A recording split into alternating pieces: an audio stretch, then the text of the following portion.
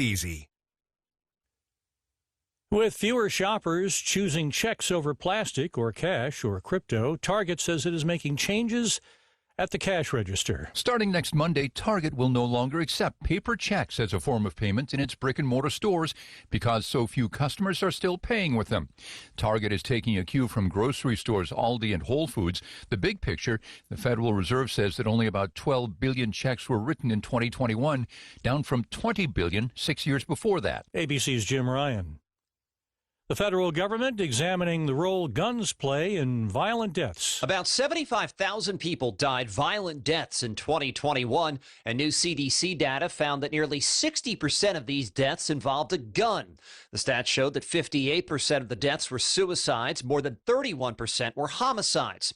Study also looked at what led up to the deaths. Suicides most often followed physical or mental health problems, bad news, or interpersonal conflicts. Homicides occurred most often as a result of intimate partner violence. Brian Clark, ABC News. The Justice Department today holding an event marking the 60th anniversary of the Civil Rights Act, passed under President Lyndon Johnson. Attorney General Merrick Garland spoke at today's ceremony. The 60th anniversary of the Civil Rights Act of 1964 presents an important moment to reflect on why we needed this law in 1964 and why we still need it today. Chuck Sievertson, ABC News. Oh no, stomach issues again? Stomach issues? Who are you? Your pancreas. I could be the real reason for your diarrhea, gas, bloating, stomach pain, or loose oily stools. I thought it was my stomach. People often do, but any of these symptoms could mean having a condition called exocrine pancreatic insufficiency, or EPI. With EPI, the pancreas doesn't release enough enzymes to break down food, but EPI is manageable. Use the symptom checker on identifyepi.com and speak with your doctor. That's identifyepi.com. Sponsored by AbbVie.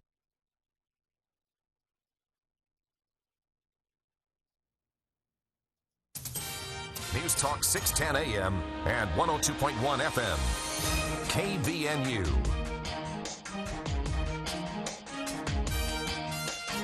I'm Bill Walter, KBNU News. A 21-year-old Newton man already on probation for multiple drug convictions has been arrested for allegedly filming an underage girl getting dressed. Jaden Nathaniel Smith was booked Friday into the Cache County Jail. According to the arrest affidavit, on May 1st, Smith was meeting with his probation agent. During the visit, he was showing the agent pictures on his phone of his new vehicle wheels when he allegedly displayed child pornography. The agent contacted Cache County Sheriff's deputies, reporting there were several photos and videos of nude girls on the phone. Investigators conducted a forensic download of the phone, finding several pictures and videos of nude males and females. One of the videos was of a teenage girl getting dressed. Deputies were able to identify and question her. She confirmed that Smith had taken the video. According to court records, Smith was arraigned Monday in Logan's First District Court. He was charged with aggravated sexual exploitation of a minor, a first-degree felony.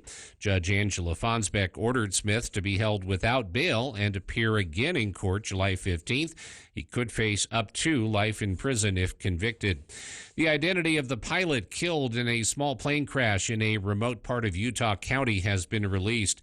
49-year-old Larry Irwin Kellogg of Springfield died after his plane crashed north of Eureka and west of the East Tintic mountain range. He was the only occupant of the plane. Deputies with the Utah County Sheriff's Office confirmed he was reportedly deceased when officials arrived Sunday. Sergeant Spencer Cannon, spokesperson for the sheriff's office, said it doesn't look like there was any chance the pilot could have survived the crash. It was not clear how long the plane had been there, who reported it, or what airport it had departed from. Cannon said they don't have anybody that they know of who witnessed the crash. They may have identified someone who saw the plane an hour or so before the crash. And a man was taken into custody after a gun he was carrying went off in the self-checkout area of the Richfield, Utah Walmart. An official from Richfield City Police said 26-year-old Zachary Hampton of Richfield was apparently adjusting the handgun that was being held in the waistband of his pants when it went off. He fled the scene immediately. The gunshot was reported to police. Police quickly identified Hampton. Police found him at a Richfield residence, took him into custody, and transported him to Sevier Valley Hospital for evaluation of injuries caused by the gunshot. No other injuries were reported.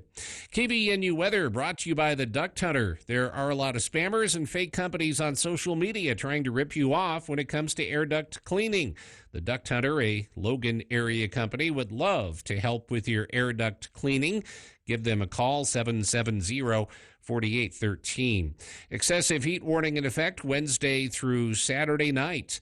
Overnight low tonight in the low 60s, high tomorrow around 100. Get more news at CashValleyDaily.com.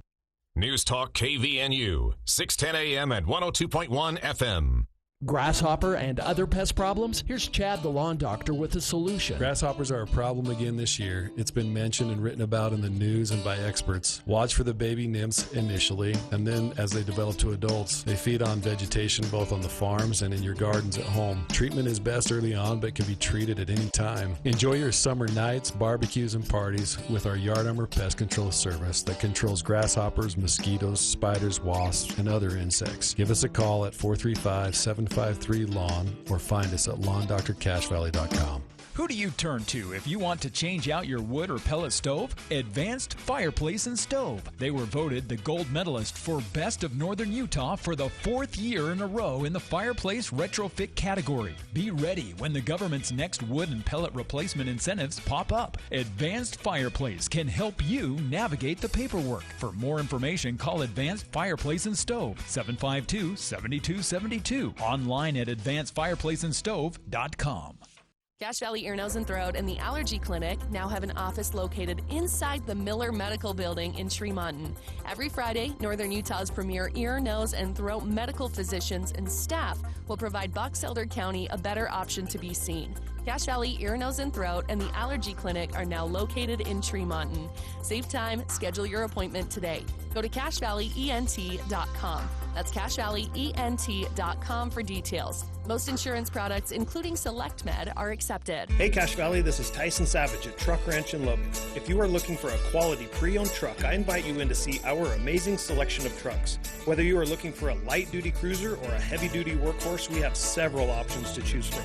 Our trucks go through a rigorous reconditioning process, and our one low price is posted in every truck. We offer on-site financing and pay top dollar for your trade-in. Come to Truck Ranch today in South Logan next to Walmart and see why we always have better service, better prices, better trucks, and be sure to visit us online at truckranch.com. The Do It for Dawson 3-on-3 tourney is back. Register your team for all the fun, food, and prizes. Plus, see some amazing special guests. Saturday, August 3rd at Mountain Crest High School. Every age, every ability is welcome. All proceeds help local families, children, and programs in need. Honor Dawson's legacy and join the fun at the Do It for Dawson 3-on-3 tourney, August 3rd at Mountain Crest High School. Registration open until July 20th. Google Do It for Dawson. That's Do It for Dawson for registration and information.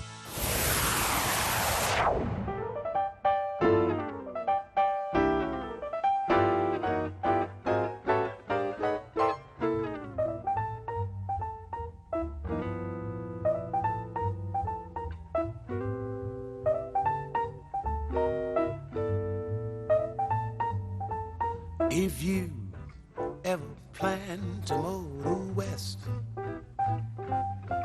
travel my way, take the highway, that's the best. I get your kicks on Route 66. It winds from Chicago to L.A.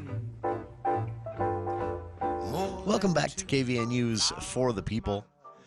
It is beautiful outside today. Gonna get warm though. Just can't stress this enough. I haven't seen any, luckily, but yeah, no dogs in cars, no leaving kids in cars. No, we're expected to hit triple digits. It's been too warm to leave your dog in the car, even with windows cracked, since mid-May. But I'm surprised at people that don't know that. And I actually, just last week saw, and obviously she meant no harm, sweet little old lady, got out of her car to walk into a hardware store, left her little, toy poodle type dog in the car. Windows cracked. But that's not enough. And it takes 3 minutes for a child or a pet to cook. I mean, dead in a car. So we're expected to hit triple digits by Thursday. The excessive heat warning actually starts tomorrow morning for Cache Valley, and most of northern Utah runs until Saturday evening. It's going to be warm, and I'm betting this is not going to be our first go round with, or our last go round with this this summer. Unfortunately, that heat dome is on its way. So we'll probably see this happen maybe again. But take it seriously. Learn more about heat stress, cumulative heat stress. That's something a lot of people don't know about. So we all know, you've been outside too long, maybe in the sun. You know how that feels. That, I think I maybe have heat stroke feeling or heat stress feeling. That's one version. But another version is cumulative. And what that means is it builds up over time, over a matter of days, when your body never gets a chance to really cool down enough at nights or ever. And because the temperature's so high at night, even that it can build up over a couple of days. It can be very dangerous for the elderly.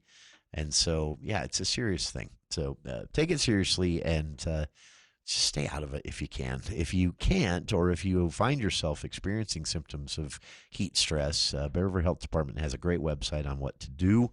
But it's, get to a cool place, sip, don't gulp water, and elevate your feet as quickly as possible to take the stress off of your heart. Those are some tips. So, all right, getting back underway here. In politics and public policy, you hear the word principles thrown out all the time, to the point where it's kind of meaningless almost. Because you see so many people or so many organizations or so many elected officials talking about principles and then appearing to have none. So people, I think, tend to roll their eyes at this. Well, there's my setup for this week's episode of Sutherland Institute's Defending Ideas, their weekly podcast. Our listeners get a sneak preview of this each week. And this week, conservative think tank out of Salt Lake, the Sutherland Institute, their crew, Nick Dunn and Rick Larson, sit down to actually talk about the idea of principles, because Sutherland Institute decided we need to take this seriously if we want to be taken seriously. So they released a new statement of principles, what they're all about as an organization, and laid it out for everyone, which I have mad respect for. Here is this week's sneak preview of Sutherland Institute's Defending Ideas on the idea of principles. So when we talk about a version of whether you use a word like conservatism or Americanism or classical liberalism, when we use those phrases, we're not furthering a party, we're furthering principles. And I think it's safe to say our political parties today, if you study your history, have evolved on their adherence to principle. They have evolved on their adherence to platform issues. But what hasn't changed is Sutherland's voice adhering to founding principles, or as one economist calls them, and I like the phrase, our founding values. So we're a consistent voice, not influenced by the politics of the day. And to that point, I mean, people obviously look at these things in the context of the politics of the day. So for our listeners out there, a lot of them may be evaluating, well, who do I vote for this fall? Here in Utah, of course, we recently concluded a primary election process that our listeners participated in as voters, fulfilling their civic duty there. But if you look at national polling, we're all familiar with many of the national polls showing how much broad dissatisfaction there is with, right now, the two major party candidates. And I would say more broadly with kind of just the political system, the way it's operating or failing to operate, rather. And so in the context of that, just there's broad frustration. You've spoken before when you've been on this podcast even that there is a majority out there that's kind of fed up with the political contempt, the hyper-partisan back and forth, and they're exhausted. So for those folks who, again, are staring down an election where they have to make a choice as a voter, and they're evaluating, what is my role? What should I do if I care about America, care about the health of the American experiment? What am I supposed to do as a voter in this moment? What it seems to me is we want to help them pivot back to the idea of principle, of grounding values. I like the term values, but why do you think that's a solution? Because that may not necessarily answer the question of who do I vote for in the various elections I look at. How do I fix everything right now that's wrong with our politics? But it is a solution. Why do you think that it's an important step to fixing and healing our political contemptuous culture right now? Yeah, it's a great question. So it's easy in our busy lives. We can all fall victim to short-term memory, and an upcoming generation knows nothing other than what they see today.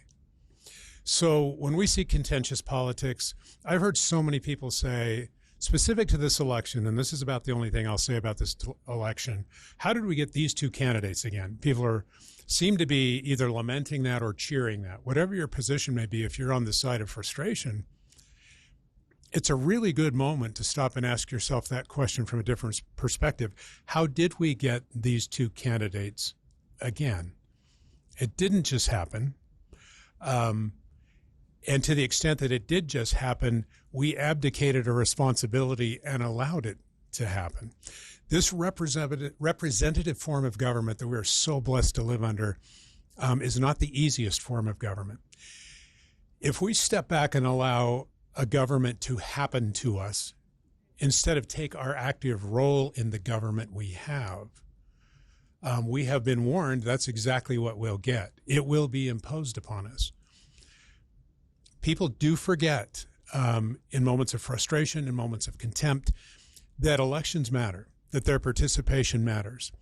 And as we look at federal candidates, we need to realize those are connected to our federal delegations, to governors we elect, to constituencies that we build in these great laboratories of government that are the states.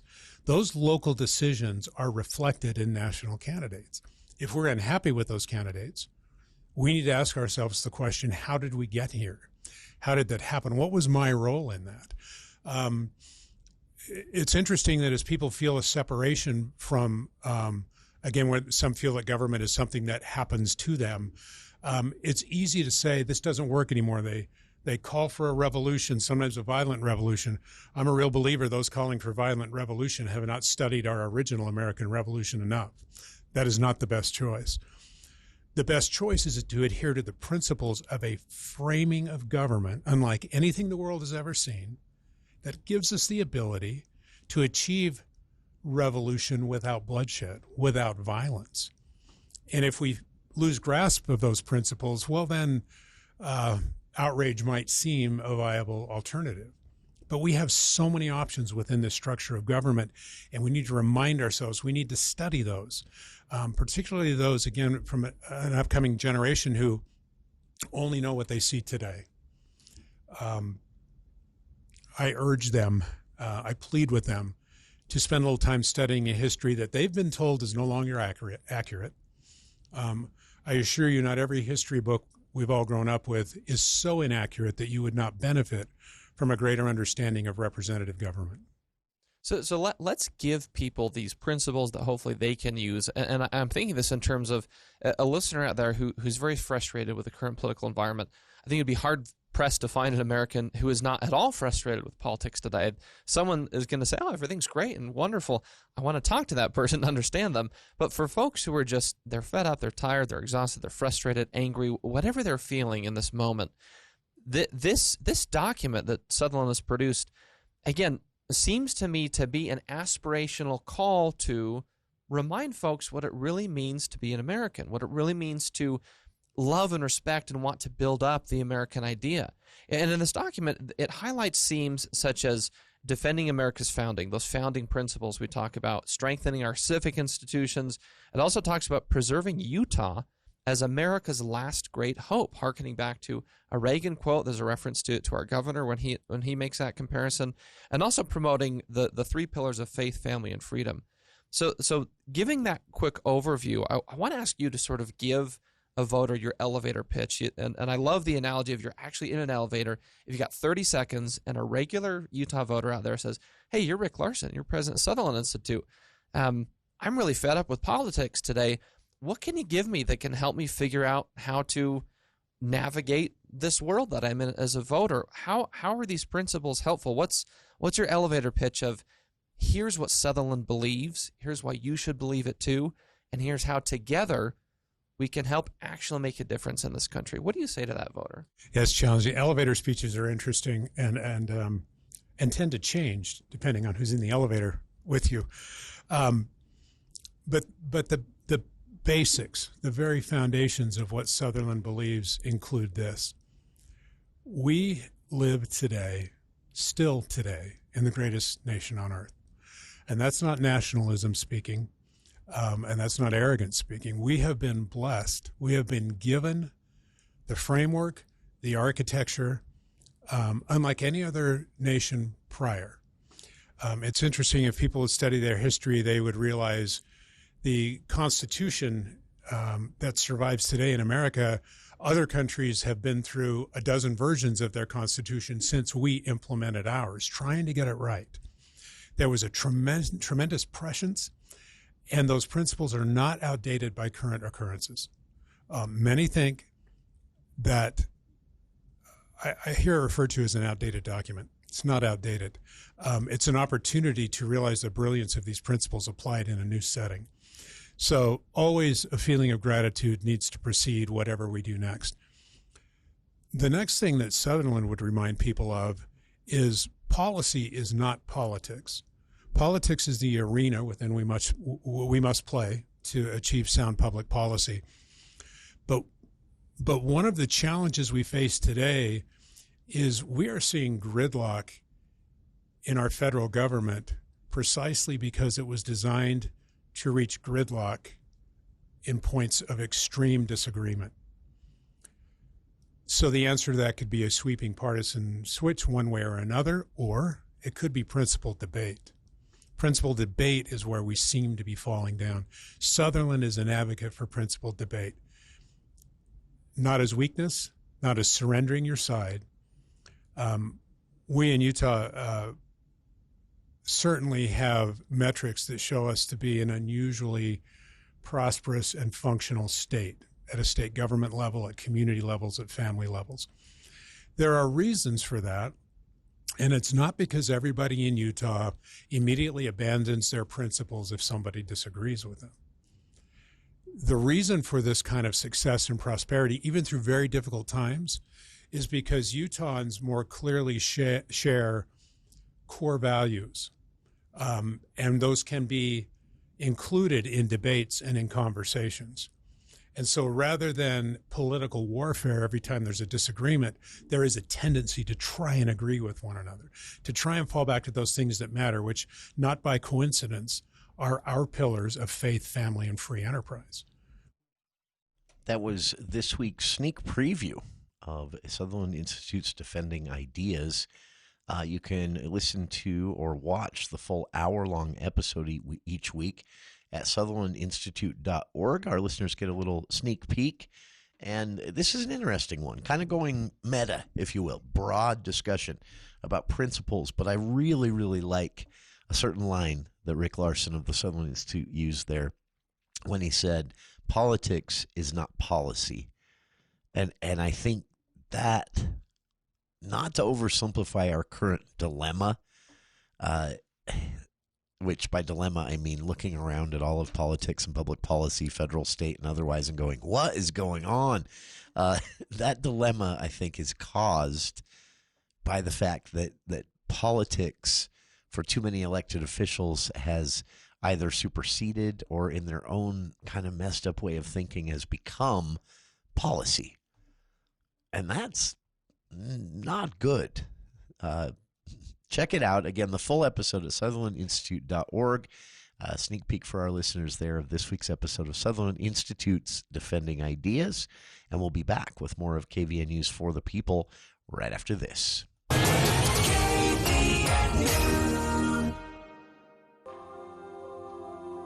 Wonder is timeless. Discovery is everlasting. And exploration is never-ending. At Loveland Living Planet Aquarium, we cherish the unforgettable memories you've shared with us for the past 25 years. Thank you for being a part of our story. Visit livingplanetaquarium.org to embark on a new adventure and continue our journey together. Hi, this is Gordon Deal. Wednesday on This Morning, America's First News. It's one thing to talk about replacing President Biden on the ticket. It's another thing to do it. Hear how the logistics can be complicated. Also, bosses have noticed the cooling job market and the declining turnover. We'll examine moves to make if you're stuck in your job. And how to invest if the Fed can't get inflation down to 2%. Wednesday on This Morning, America's First News. From 4 to 6 on News Talk KVNU, 610 AM and 102 FM. Your station for news and talk.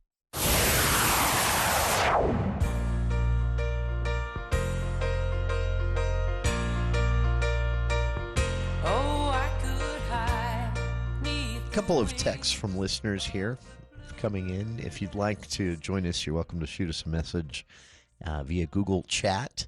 It's a free app you can download. Just look for KVNU FTP on Google Chat. You can send us a message there, much like the old text line, but easier. And a couple of listeners weighing in on this week's Sutherland Institute Defending Ideas episode. One listener says the problem is, just saying we should all have principles and stick to them so voters can make a choice and know that, they're making a smart choice. That oversimplifies things. And I agree, but I think that's kind of the point that Nick Dunn and Rick Larson of the Sutherland Institute are trying to make there.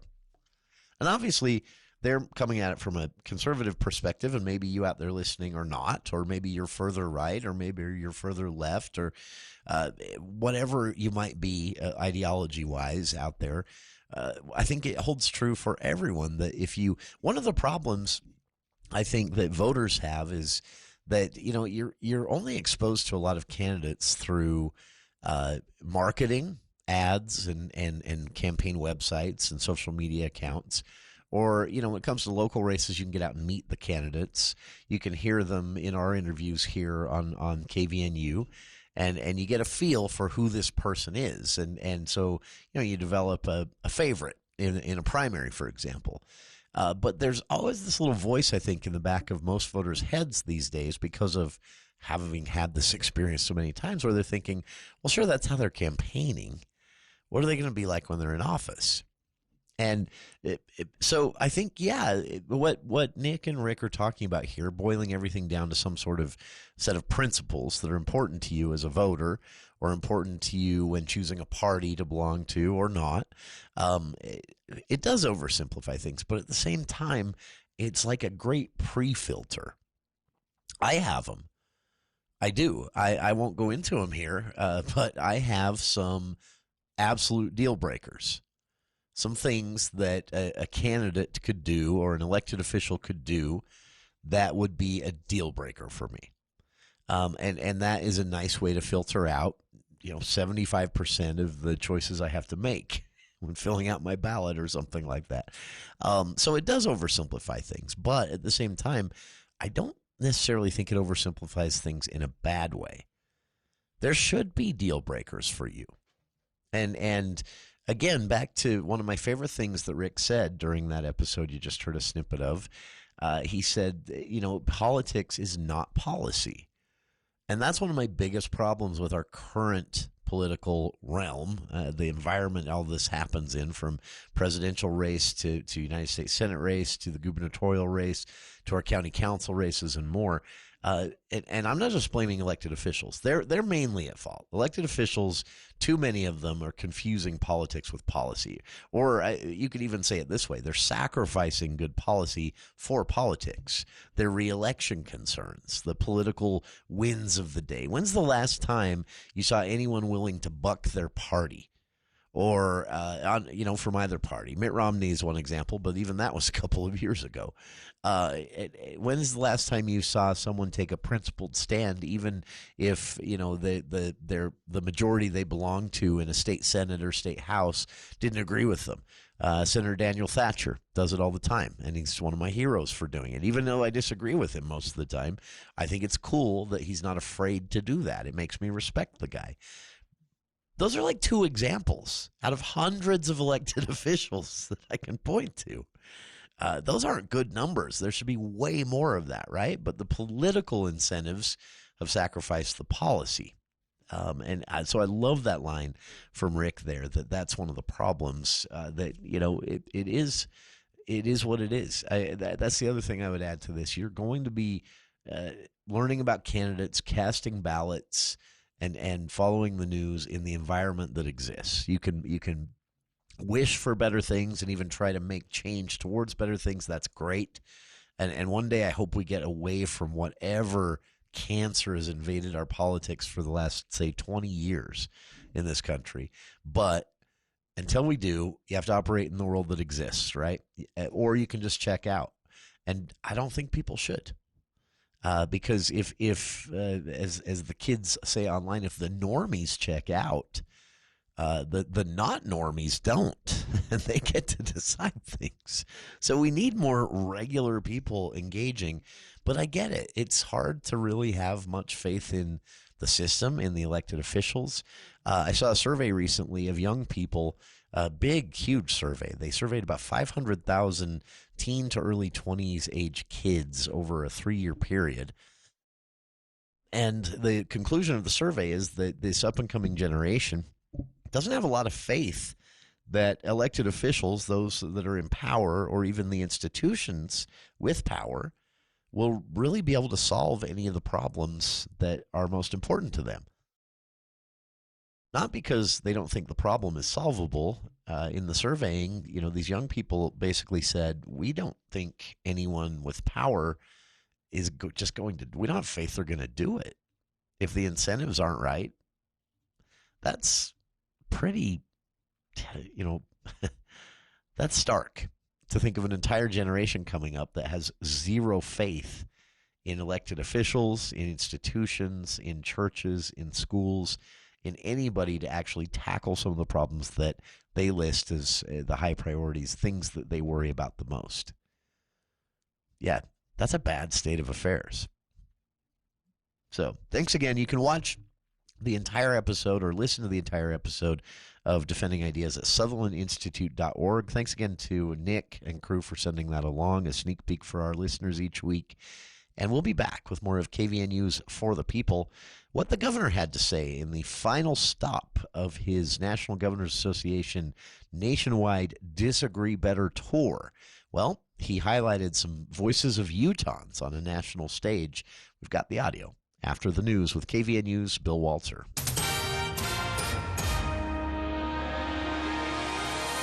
Thank you, Jason. A 44-year-old man is headed to prison for assaulting a Providence woman who was trying to help him last fall. Cesar Contreras Guerrero was ordered to serve between 1 to 15 years in the Utah State Correctional Facility after telling a judge he regretted his behavior.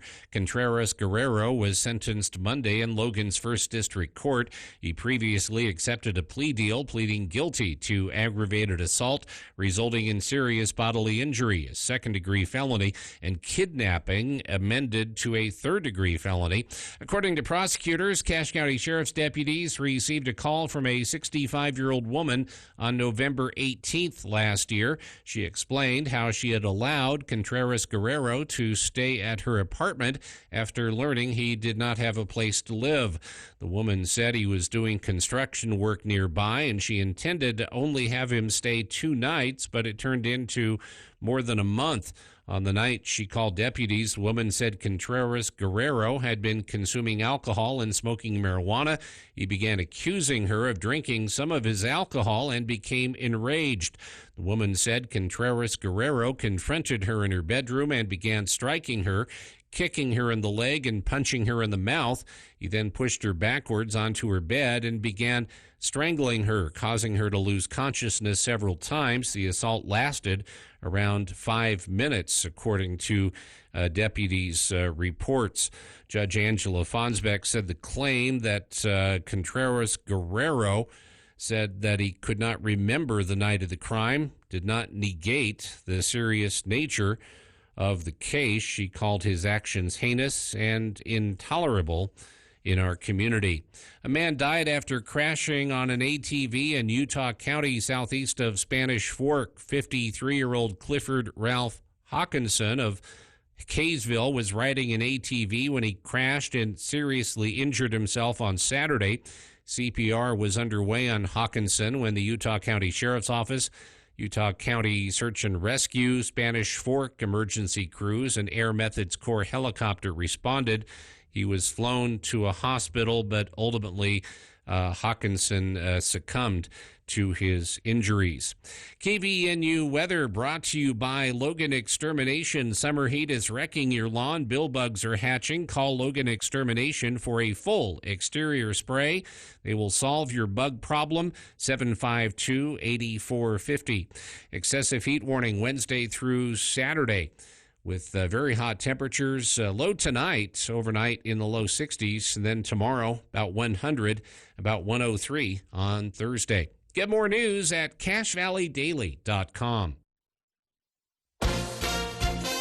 ABC News, I'm Chuck Severson. More military help for Ukraine against Russian missiles announced at the NATO summit in Washington by President Biden. In the coming months, the United States and our partners intend to provide Ukraine with dozens of additional tactical air defense systems. While Democratic leaders in Congress say they're sticking with President Biden, some House members say not everyone among them agree. They say conversations are continuing. Israeli bombs shook Gaza City, thousands fleeing, looking for shelter. Medical facilities were forced to shut down. In southern Gaza, an apparent Israeli airstrike on a school where displaced people were sheltering killed at least 30 people and wounded dozens more, say Palestinian health officials. With inflation down and the labor market cooling, it's more likely there'll be an interest rate cut, said Federal Reserve Chair Jerome Powell to the Senate Banking Committee. Crude oil prices fell for the second day in a row this week, both U.S. and Brent crude. This is ABC News. Today's hearing aid technology can improve not only your life, but the lives of the people who care about you. Once again, you'll be able to hear the reason for their laughter and understand conversations. Dr. Paul Danes will customize a hearing improvement program to meet your unique requirements, whatever they are. Call Dr. Danes for an appointment at 753-HERE and let him show you how. Bring back what you've been missing. Bring back Cache Valley Hearing and Audiology.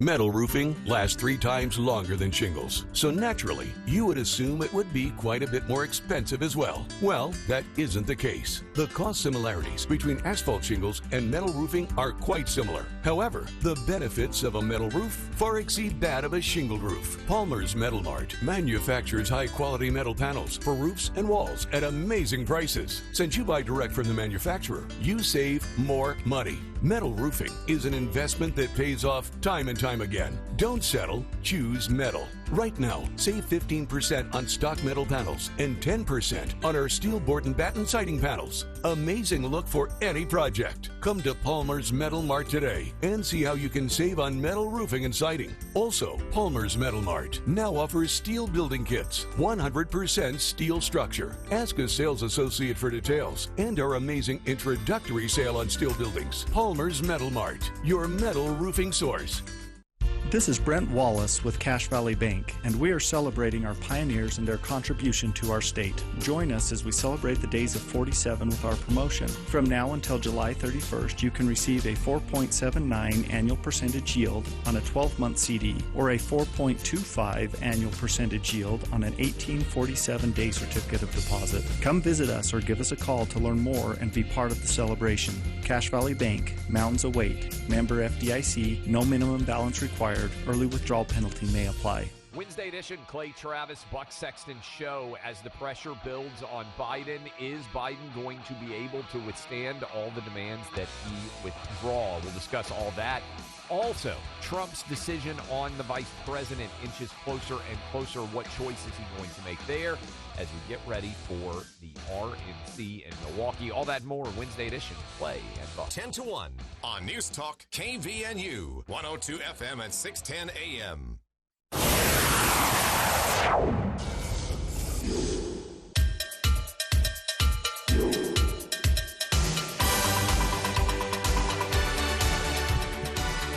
Drink your water, folks. It is going to be warm outside. Triple digits by Thursday. Salt Lake expected to break some records for July temperatures, and unpleasant in general in the afternoons. Heat stress is a real thing. Cumulative heat stress is a real thing. And sipping that water, pretty important stuff. I've heard it before, but I'm always surprised to learn how many liters of water you lose through general perspiration. When most of us think about perspiration, we think about doing something that actually, wets the underarms of your shirts or the small of your back. But you're perspiring constantly in temperatures this hot. Your body is just leaking a little bit of moisture through the skin at all times to keep you from cooking, basically. And when it gets this warm as it's going to be over the next few days, starting tomorrow morning when that heat advisory goes into effect at 9 a.m., like I say, you lose a lot more water than you think. So sip the water, stay in the shade, stay out of the heat if you can, avoid it. Watch for signs of heat stress. Again, remember, especially for young people and the elderly, cumulative heat stress can be a thing. No pets in cars. I mean, that should be a general rule from like mid-May to late September in Utah in general. But of course, and kids as well. It's going to be warm, to say the least. Governor Cox wrapping up in the coming days what is basically a tour that he's been on with the National Governors Association. He's heading up the National Governors Association this year, and he decided each time someone does this, when they get to be chair of the National Governors Association, this is a nonprofit nationwide association of governors from every state, and each governor gets to decide a theme. And the Governor Cox landed on healthy conflict is what he calls it, but it's known as disagree better. I've talked about it on the show before. As I've said, I prefer the Dignity Index because it's actually just an 8-point ranking scale you can use to rate someone's speech or a candidate's presentation or an argument you see online, whatever it might be. And you can rank it based on a amount of or complete lack of dignity being the top and the bottom of that scale. I prefer that because it doesn't lecture anyone. It doesn't pretend to be high and mighty. But I get where the governor's coming from with this disagree better. The problem is that some of the criticism that Governor Cox has received is fair. Some of the disagree better principles that he's had to throw out the window himself at times by signing certain bills and ignoring opposition to those bills. Some of the comments he's made in press conferences when he called certain things evil. That's actually, for those not familiar, in Disagree Better, it says you can't demonize something you're opposed to or someone you're opposed to. That's part of what's wrong, is we're starting to think of those who disagree with us as evil, as bad, as something that should be eliminated. And as the governor points out, some people, an unstable person is going to take the thought of elimination too far. And it has happened. But he said, even if it doesn't get to that extreme, it's breaking our public policy processes. And I agree. So I'm with him on the problem, the diagnosis. I'm only half with him on the cure. Disagree better to me. I'm not, the governor has never fully articulated what exactly this means, he's fully articulated what it means, what disagree better is all about. But I've challenged him myself in person one time. Mostly it's just shouting on the internet. But one time in person, I did actually challenge him myself when he was in the studio with us. This was not during the campaign, but last year. I said, let's see it applied. I want to see you as governor take disagree better and apply it every single day. And granted, you're going to stumble. You're going to say some things. You're going to get angry. Everybody does. No one is expected to be perfect here. But since you're the chief promoter of Disagree Better, I want to see you apply it in your daily duties as a governor. And that's where I become a real skeptic because, no offense to the governor, he hasn't been able to. There have been times when it was impossible to employ Disagree Better and still meet the political expectations as he ran for re-election. And so To me, that says this is not a real solution. The governor, though, is trying really hard. And again, in the next couple of days, there's my skepticism explained. Another reason I'm skeptical is that at one time, an Idaho state senator who retired from the Idaho State Senate and became a promoter of civility, touring around the country, spoke at USU Institute of Government and Politics once a couple of years ago. He said something that I've never been able to forget, which he said, it's impossible to have civility without humility. And that's one of the things I've yet to see the governor change too. Our legislature lacks humility. They are so busy consolidating power and telling us every time they get a chance to speak as a collective body how smart they are and what a great job they're doing. I don't see a lot of humility, and that makes me wonder if there is room for any civility. So again, I'm very skeptical of Disagree Better in general, but to the governor's credit, he's acknowledging that. And so what he did is this final week of this nationwide tour of Disagree Better as part of the National Governor Association duties that he inherited becoming chair this year. They vote. He didn't run. They vote, and he got it. He drew the short straw, I guess. So he's wrapping up the Disagree Better initiative tour this week. And in the final days, he decided, I thought this was cool, he decided to highlight some actual voices of just regular people, regular Utahns specifically. And here are just a few. I clipped some audio from this nearly 17-minute long video presentation that was given at a National Governor Association meeting today. I clipped some audio of some of the Utah voices. These are actual Utahns speaking under the theme of Disagree Better about what it means to them. And this kind of sold me a little bit, at least a little bit more. Times when we hear ideas that are different from those that we've either formulated on our own or those that we were raised with, we're quick to start thinking about what am I going to say when they're done talking. And it feels like today having a calm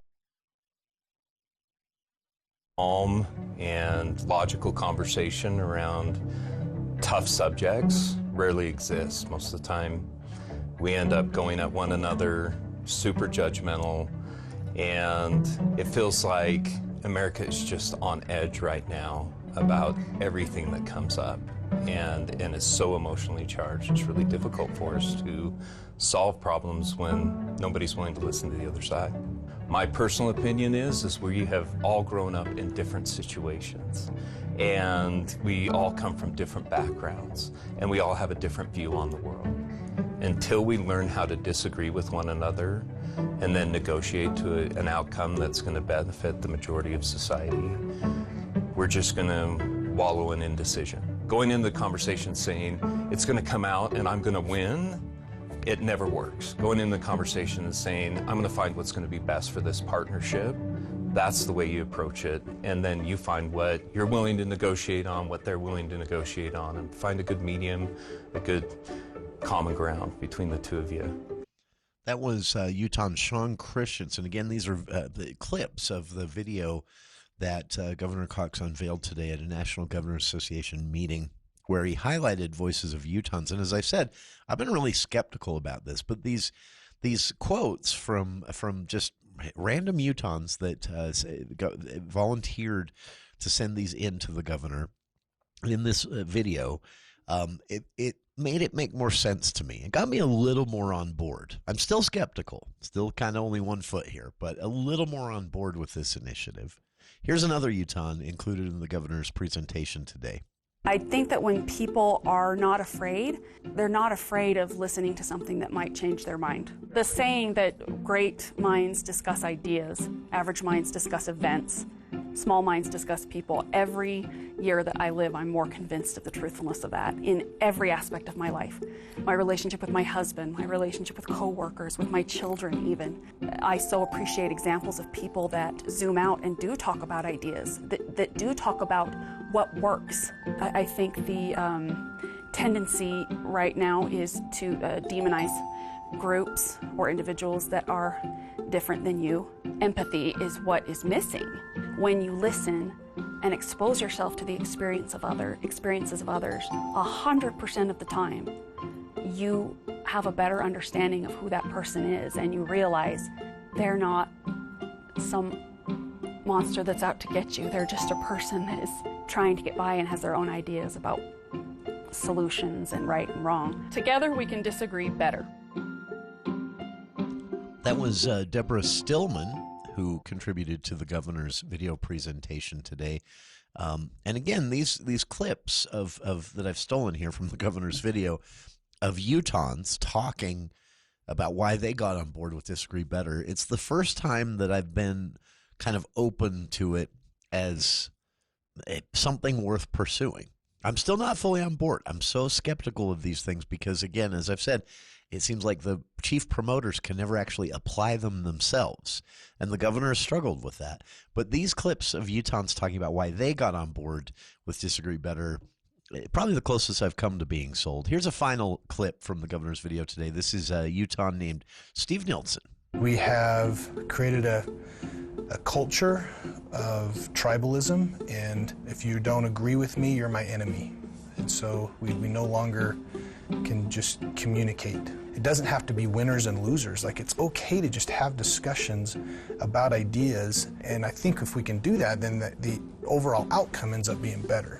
If we ever get to a point where we think that our idea is the only idea, then you've eliminated your ability to listen. We have to quit making people evil or the devil just because they disagree with something that we believe. We have to get past that and be able to respect other people's opinions while not having to give up yours, but we don't have to make the other side out to be our enemy in the process.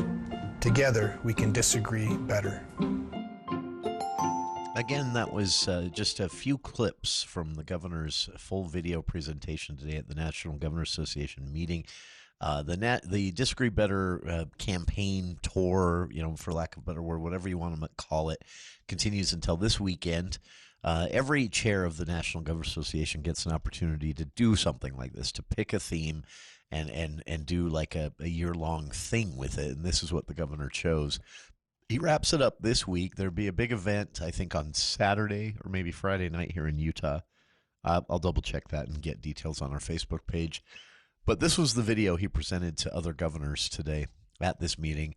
And I don't know. Like I say, I've been a big skeptic. I remain a big skeptic because I don't think I honestly don't think you can apply.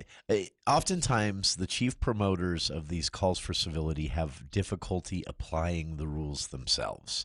And that makes me skeptical that it's a real solution to anything. But these little clips with Utahns, just average Utahns, talking about why they got on board, why they've been trying to promote this in their personal lives, at work, whatever. This is the closest I came to being on board with the governor. So check it out. If you want to see the full 17-minute video that I've stolen some clips from there with permission and actually steal them, that is linked on our Facebook page at facebook.com/KVNUFTP. And we'll be back, wrap up today's show with a little teaser for tomorrow's right after this.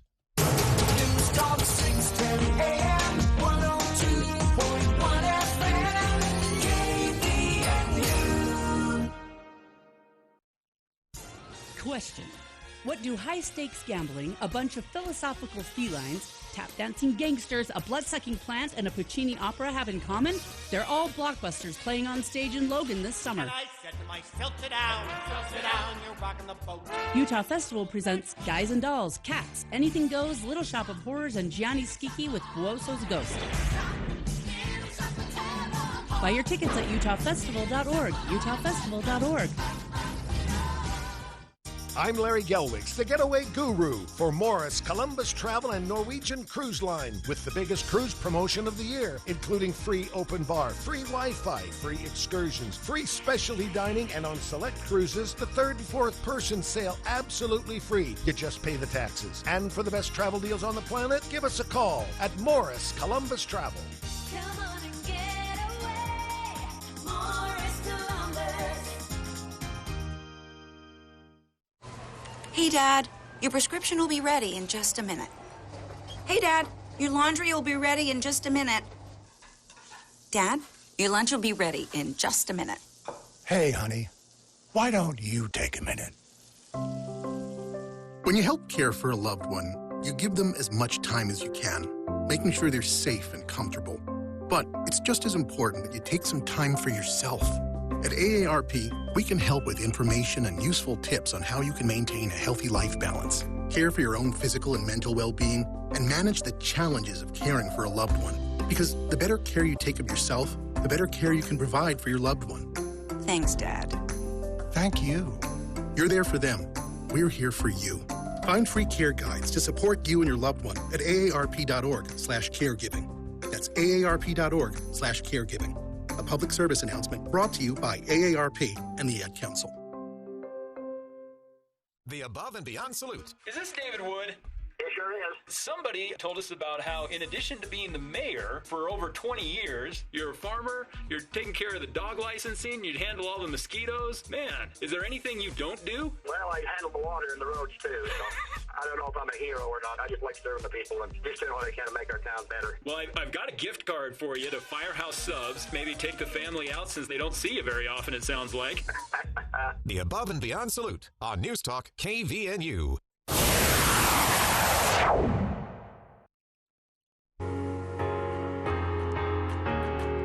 That is it for today's show, but you're going to want to be with us tomorrow.